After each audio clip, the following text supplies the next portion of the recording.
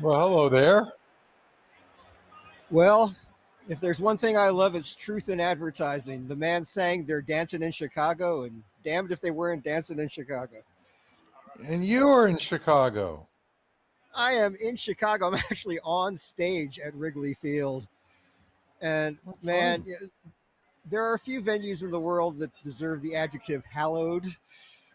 This is the shrine of baseball. It's one of the best places in the world to watch a baseball game.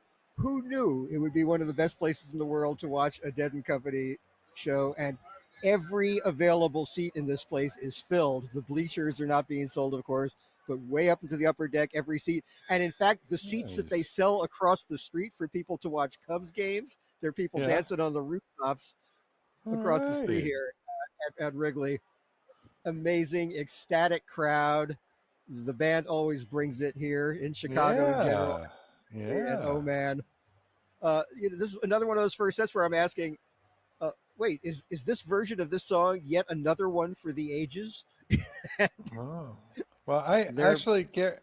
I got here a little late because I came in a late from my other thing there, and I didn't. I thought the show was starting at 5, and it started at a quarter to 5, so I missed the first couple of things, which is a great example of why Nugsnet is so damn cool. Because when the show is over, I can go back and start it up again and watch everything that I missed in the first set, that's which right, you're I wrote covered. down though.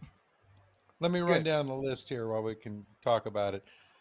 Excuse me. They began with playing playing in the band, Deal, Tennessee Jed, It Hurts Me Too, Ramble on Rose, Brown Eyed Women, Crazy Fingers with a luscious jam out into Dancing in the Streets. And I don't know exactly where you jumped in, but the plane was big and powerful. The segue into Deal and then the segue in return into Tennessee Jed Oh, was see, I just missed all that. immaculate. I got here in Yeah. the middle of Tennessee Jet, so I can't wait to go back because the rest of the set, I agree with you. It's just first rate stuff coming off that stage every time. And I agree with you about Chicago. I've been to see Dead and Company at Wrigley a couple of times. And of course, we had Fare Thee Well there in 2015. So, yeah, I agree with you. Chicago's a great place to see this kind of music. Yeah, it is. And I only got minimal grief for my Yankees hat. So, uh, and it was from a Red Sox fan, not a Cubs fan. So that's very typical. But anyway, I am really glad to be here. I love this town in general. Such a great music town, theater town, cultural town. I may even wake up kind of early tomorrow and do some real Chicago things. But except I think tonight I may go to LPGOB's after party for a Ah, little very bit at good. least. I'll Cool. probably keel over a little bit early because I've been up a very long time today. But uh, anyway, we are here. We're so fortunate to be here on behalf of Nugs.net, who are bringing you this show, this tour in beautiful HD and 4K video. And you can avail yourself of it. If you are watching this on the free preview of set number two, uh, you can also go back and watch the free preview of set one, which will be the first song of that set. Uh, but then we hope you will be enticed. We think you should be enticed to go back and purchase the entire show. And some people who have purchased the entire show said, "What the hell? I'm enticed to purchase the entire tour," which is all available as a big package, or you can go a la carte. If you've heard your friends raving about a particular show, you can own it or own it for 48 hours. You watch it, and then Hmm. after you start watching it, you have 48 hours to watch it as many times as you want, which could be many. As I noted, I've rewatched the show in that 48-hour window several times over the course of this tour to catch the things that I've missed because I'm studying this music fairly closely. But there's also the streaming service, which makes the entire archive of Dead and Company shows going back to 2016 available for your listening pleasure. You can trace the development of this band all the way through to what apparently is close to its end now. Yes, this permutation of this music, but this music keeps repermutating It itself. sure If does. that is indeed a verb, and I'm looking forward to where the verb goes from here because these guys keep coming up with new angles and freshening their own perspective of it. The other night, Mickey Hart, we know the drum sequences have been just beyond uh, even what we knew Mickey was capable of. The other night he was doing samples of John Cage prepared piano in the middle of drums. Oh, Now, that's what that was. yes, if Okay. you look into the life and music of John Cage, he's someone who Mickey has always revered, and uh, every night of this tour, Mickey has a theme. He has something specific from the world, from the universe of music, literally from the universe, because he incorporates sounds from like space telescopes and things like that. That's Uh, right. Mickey Hart is one of the most joyously obsessed people I've ever known, and those obsessions come back to us in the benefits of the incredible things he produces. So uh, that's another thing to check out about these shows: the drums with O'Teal as the rhythm devil and Jay Lane. They've really been Well, spectacular. and that actually leads me to another thing I hadn't really given that much thought to. I'm making notes and extracting my favorite passages, for my radio shows and stuff. But I just realized it's possible to go back at the end of the tour, and if you're the sort that wants to figure those things out, you can sort of go, man, that Cumberland Blues on, so and so date really was better than the one from over there. You can do a little vertical tasting of Cumberland Blues and that kind of thing from the whole tour, or even trace the evolution of Cumberland Blues going back to the beginning of Dead and Company. That's right. And of course, you could also go back and trace other pre Dead and Company incarnations. They've got Bob Weir and Wolf Bros. They've got many of the Grateful Dead family bands. And they've also got a lot of the new generation players who have been inspired by the Grateful Dead are delivering new music, original music of their own that's inspired by the Grateful Dead. Bands like Fish and Moe and Goose and Humphreys McGee and many others. And then for us old school rock folks, you've got people like Bruce Springsteen and you've got Wilco. I don't know if Wilco wants to be called old school, but they're like nearly a 40-year-old alt rock band now, so I guess they are. And there's so much good stuff out there to be heard in nugs.net, and it's all brought to you in incredibly high quality sound. The care that goes into these shows, I was out in the house at the soundboard listening to Derek Featherstone's amazing house mix, and I think in the second set I'll probably do my ritual of going way up to the top of the third deck to listen to drums. Uh, it sounds great in the house, but what you're hearing out there in the world, the live mix is by Ross Harris, who does an amazing job in real time. And then after the show is over, John Altschuler, a brilliant remix and mastering and all that engineer, does another tweak on the show. So the version that you can get for download or for streaming is yet another generation refined, and it sounds like an instant live album. It sounds better than many live albums that people labored over on multi-track for months before they put it out. So it's really an incredible enterprise. And while we're giving due credit to our friends at nugs.net, uh, first of all, our friend Lonnie Davis has been working with us most of this season. And this is his last night working on site with us. I'm happy to say Lonnie's going to keep working on these shows, but from a remote location. Doing a show from a remote location. Does that sound familiar, David? We've done I'm it. doing that right now, Gary. That's right. And taking over, but we're really happy Lonnie will still be working with us. And taking over the reins as of tonight on site is Johnny Cunningham. So we welcome Johnny and we Hi, thank him in Johnny. Thank advance you. for all the great work he's going to do.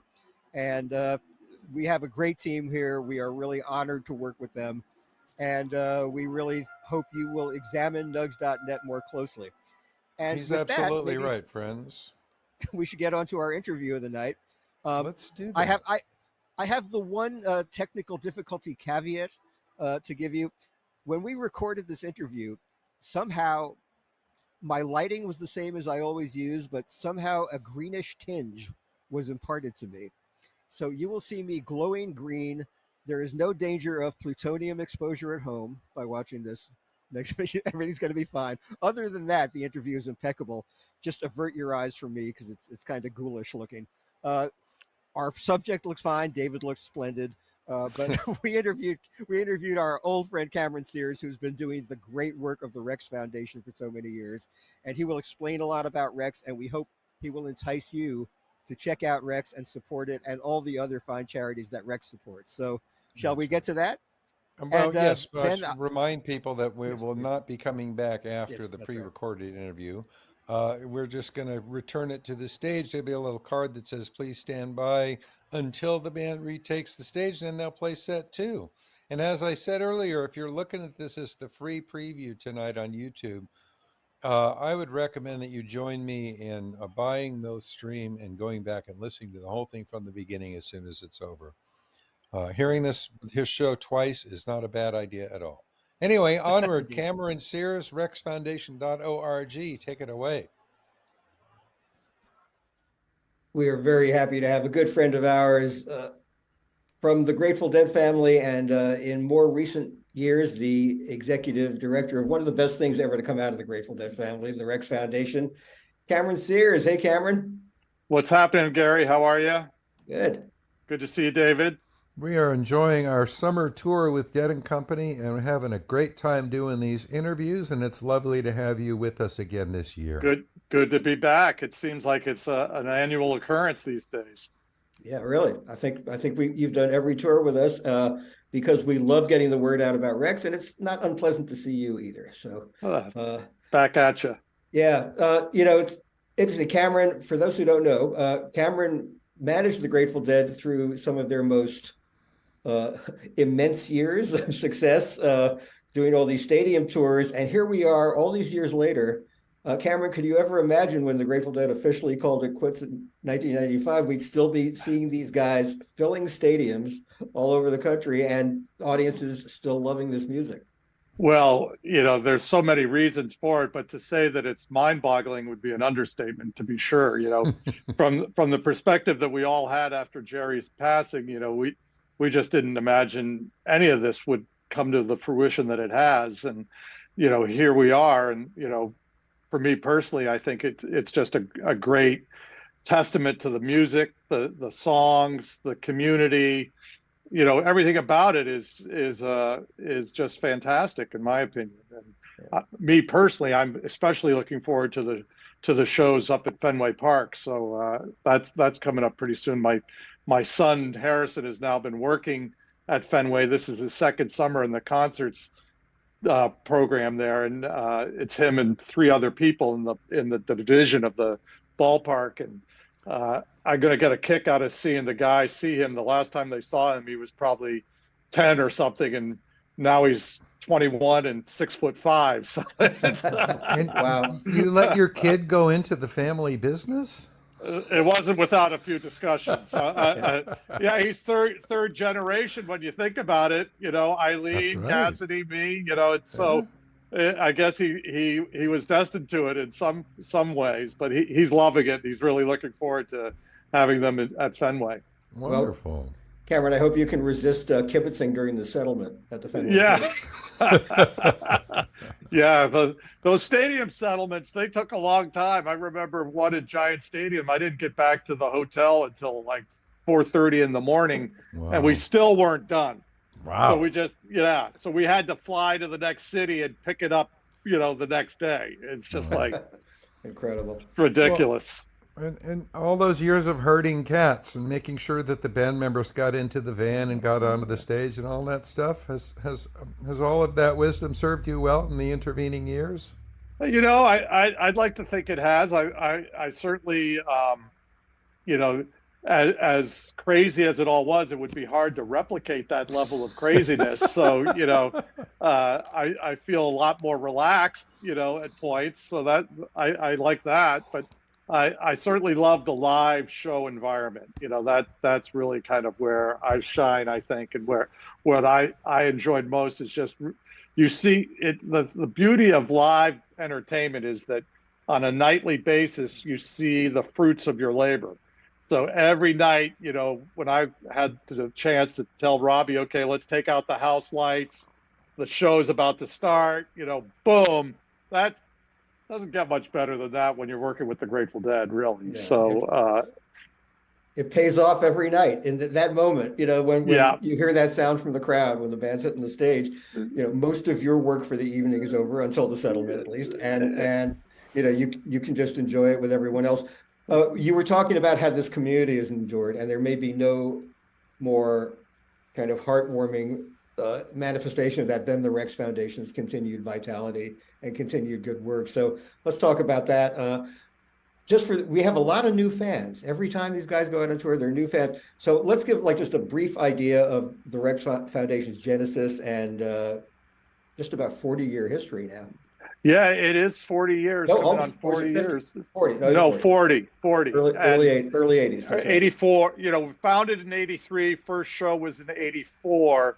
And, the Rex Foundation, grew out of I mean, I've said this before and I'll say it again, the ethos of the 60s and Haight-Ashbury has stayed with these fine people since their inception, really. And a big component of that, especially in the Haight, was, if somebody needed help, you helped them out, basically. And the first show that the Grateful Dead ever did was a benefit for Bill Graham and the Meme Troupe, right? We all know that. And then, from there, it just was nonstop. And in that process, they rarely, if ever, said no, but the requests kept mounting to the point where they had to start really evaluating how many benefits and who they could do these things for. It wasn't, just going down and playing at the Fillmore anymore. It was stadiums, it was big shows, and we were traveling and working so much that something had to change. And I remember in '83 there was a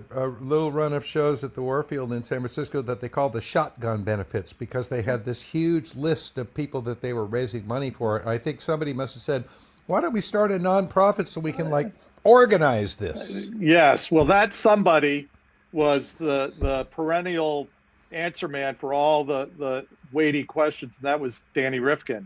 Danny had the good wisdom to say, rather than have the band choose which, are we going to cure blindness with SAVA this time, or are we going to end smallpox, or are we going to feed the, why don't we take control of that decision making, create our own foundation, have the money come into us, and then we'll dole it out in smaller increments to as many people as we can. And that modality is what has served us all these years. So we have kept true to that vision, and it's served us well. And we're closing in on $10 million of grants that have been made to close to 1,400 organizations. So that's great.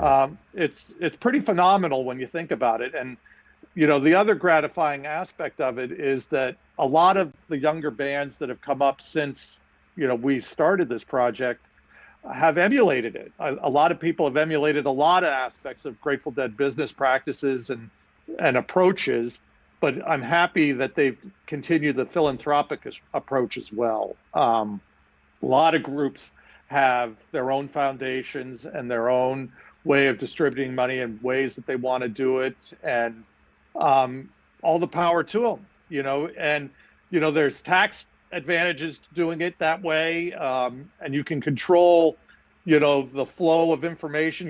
You have a process where people who approach you about wanting help can be helped.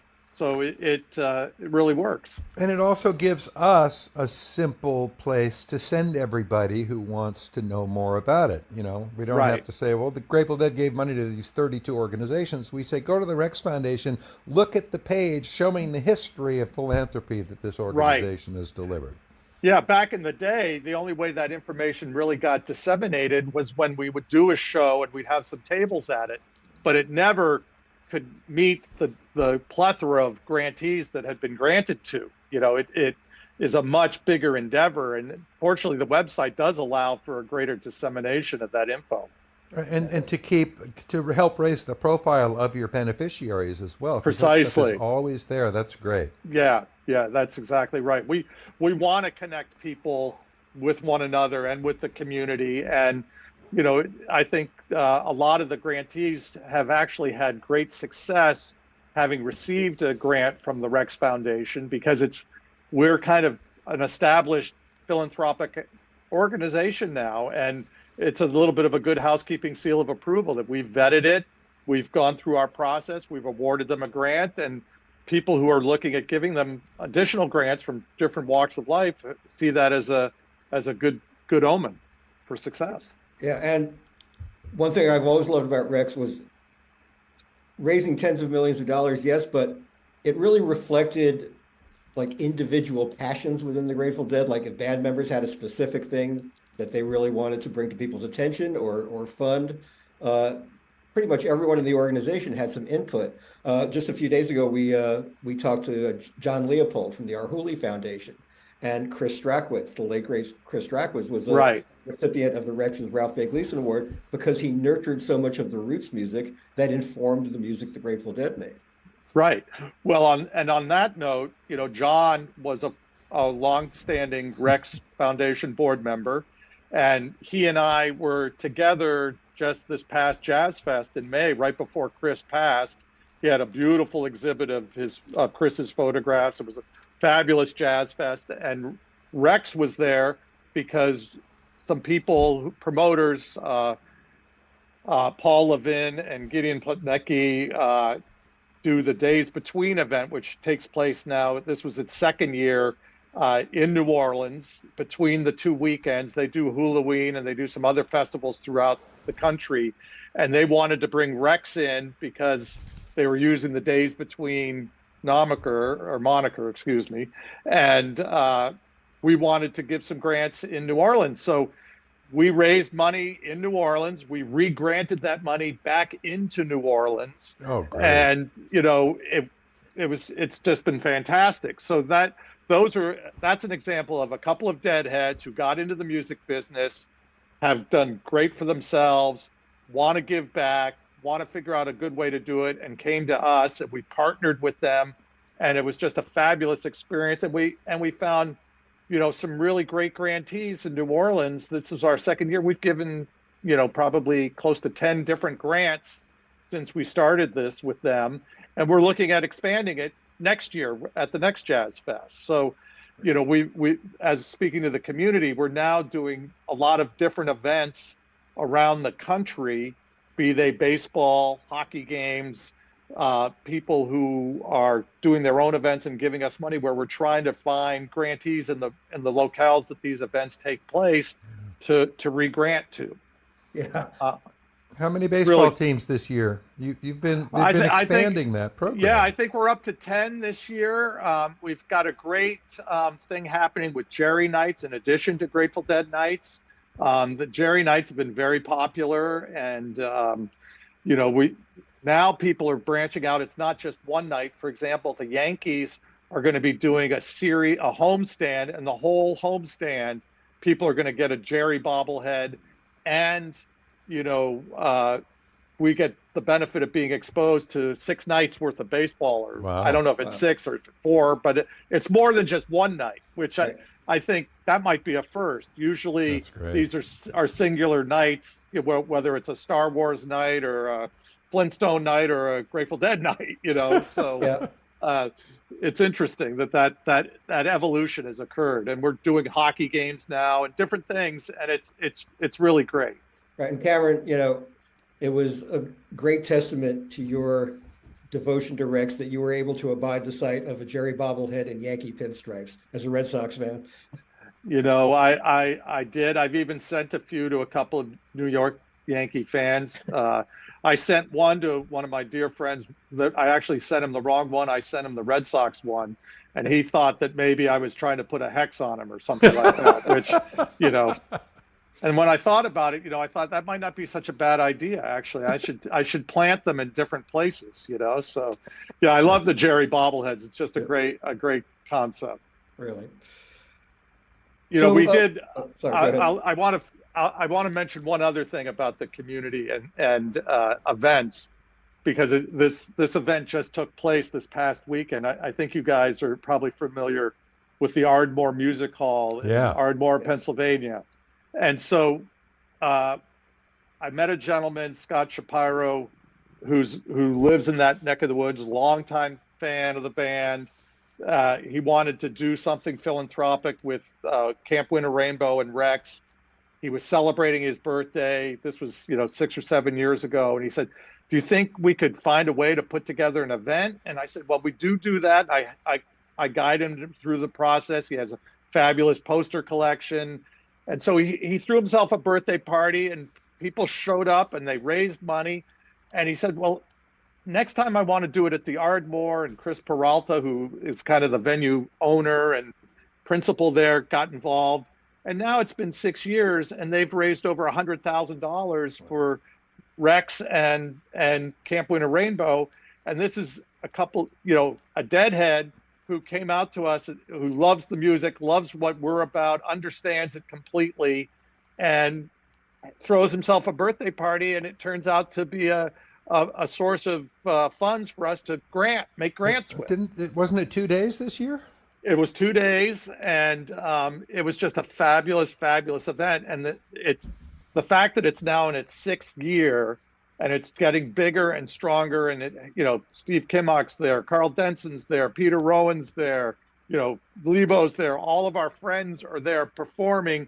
The music starts at 5 and it doesn't end until like 2 in the morning, and people are just having a great time. And we that to me is like the ultimate manifestation of all these people who appreciate the music, musicians coming together with fans who are willing to embrace it in whatever form it's presented to them in, all on behalf of Rex. It's fantastic. I can't say enough good things about what they've done. Are there more new things on the horizon that we want people to know about? We're starting to run out of time here because we have to go back to the stage in a couple of minutes. Okay. Yeah. Well, I look for some big announcements towards the end of the year. We got an exciting concept for next year that I can't divulge yet, but it's gonna be fun, and I can't wait to bring it to everybody. We're gonna have an exciting December event at the Fillmore that we'll be announcing in September. That I think people are going to be very interested in. So keep an eye and ear open for that. We're just on a roll. We're having a lot of fun. We're making some great grants. It's gratifying to see the support that we've been receiving from all kinds of places. It's a testament to everything that we all know about this community, about the music, about the passion of the band, and how it all has kind of coalesced into this undefinable yet ever growing, ever strengthening community. It's awesome. Well put. And that may be as good a note as any to leave on. But Cameron, it's always great to see you. Thanks. Likewise. For the good works. Maybe I'll see you at Fenway. I hope you do. We'll be rooting for the same team at Fenway this time. We will be. Yes, we will. I hope we do see each other. By all means, Gary, I'll look for you. Great. Okay, David, it's good to see you. You too, Cameron. RexFoundation.org. Everybody take a look, see what they've been doing for the last 40 years, and find a way to contribute yourself as well. Thank you, Cameron. Right on. Thank you, guys. Be well.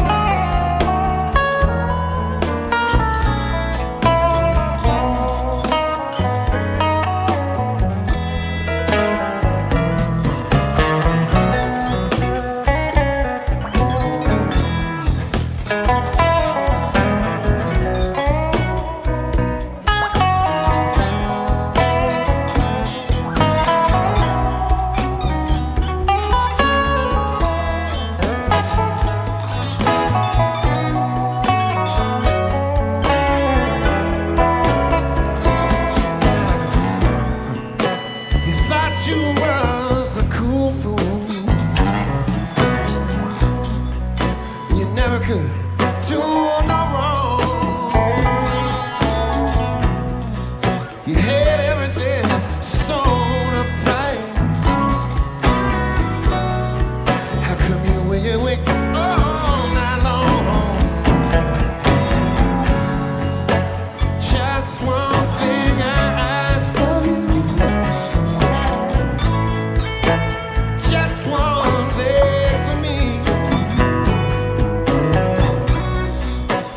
Please forget you know my name, my darling.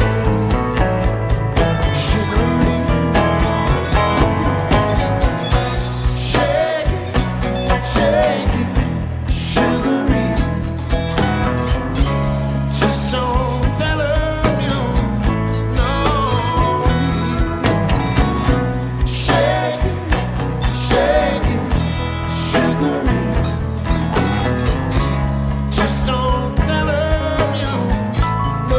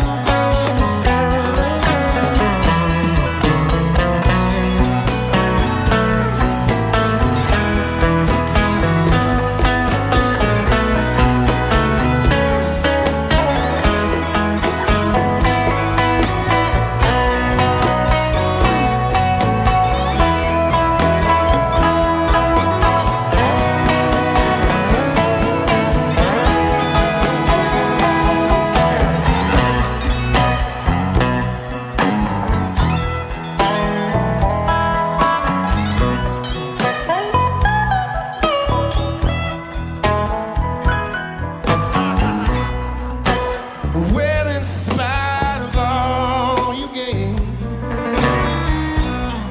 you still had to stand out in the pouring rain. 'Cause one last voice is calling you, and I guess it's time you go. It's just one thing I ask of you. It's just one thing for me.